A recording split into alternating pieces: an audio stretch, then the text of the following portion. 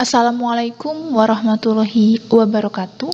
Salam sejahtera bagi kita semua. Pada kesempatan kali ini kita akan membahas tentang hasil kali silang dua vektor atau cross product, atau disebut juga hasil kali vektor dua vektor. Kenapa disebut cross product? Karena di sini simbolnya menggunakan tanda cross atau tanda silang untuk operasinya.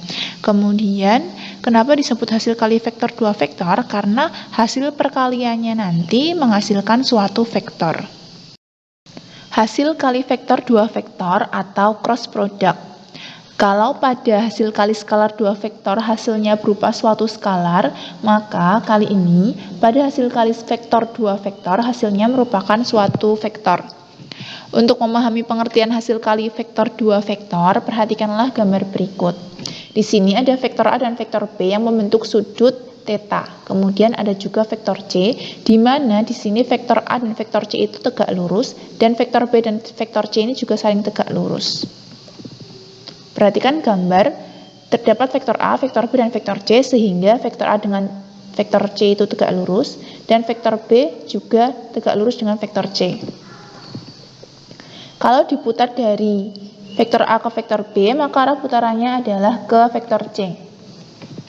Apabila dipenuhi panjang vektor C sama dengan panjang vektor A kali panjang vektor B kali sin theta, maka dikatakan vektor C merupakan hasil kali vektor antara vektor A dan vektor B. Ditulis vektor C sama dengan vektor A cross vektor B. Jadi, kita simpulkan bahwa vektor A cross vektor B sama dengan vektor C apabila yang pertama, vektor A tegak lurus dengan vektor C. Yang kedua, vektor B tegak lurus dengan vektor C.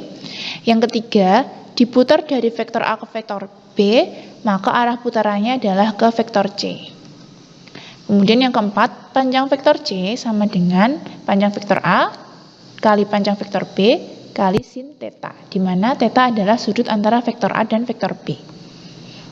Lalu, bagaimana cara menghitung hasil dari vektor A cross vektor B? Perhatikan hal berikut. Apabila vektor A sama dengan vektor 0 atau vektor B sama dengan vektor 0, maka vektor A cross vektor B sama dengan vektor 0. Perhatikan di sini 0-nya bercetak tebal, maksudnya adalah vektor 0, bukan 0 skalar.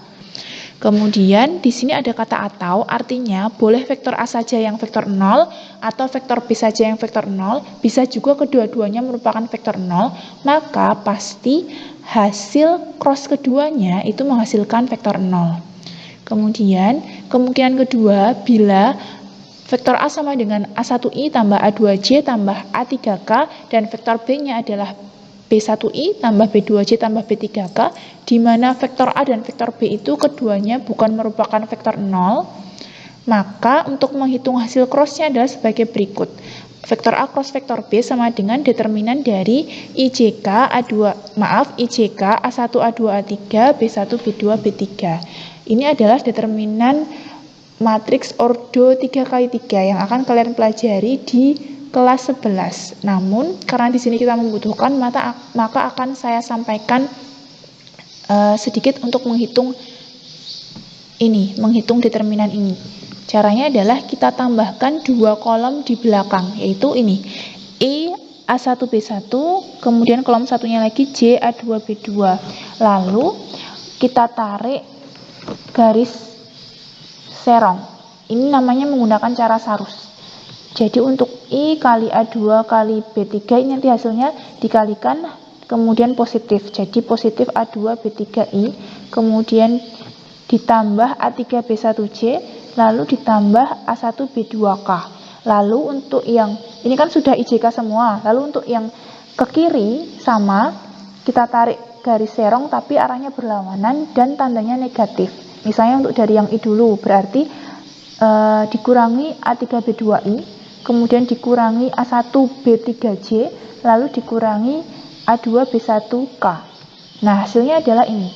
A2B3I tambah A3B1J tambah A1B2K dikurangi A3B2I dikurangi A1B3J dikurangi A2B1K. Atau kalau yang belakang ini kita masukkan ke dalam kurung, maka jadinya seperti ini. Dalam kurung A2B3I tambah A3B1C tambah A1B2K dikurangi dalam kurung A3B2I tambah A1B3C tambah A2B1K. Sebagai contoh, jika vektor A sama dengan 2I kurangi J tambah K dan vektor B sama dengan I tambah 2J, carilah vektor A cross vektor B. Penyelesaiannya, vektor A cross vektor B sama dengan determinan dari IJK 2, negatif 11, 1, 2, 0. Perhatikan, di sini ada kurung tegak, ini maksudnya adalah determinan ya. Nah, cara penyelesaiannya seperti tadi, kita tambahkan 2 kolom di belakang, yaitu I21 dan J negatif 1, 2. Lalu kita buat seharusnya, mulai dari I kali negatif 1 kali 0, kemudian ditambah J kali 1 kali 1, dan ditambah K kali 2 kali 2. Lalu yang kiri dikurangi 2 kali 1 kali I, kemudian dikurangi 0 kali 2 kali J, dan dikurangi 1 kali negatif 1 kali K.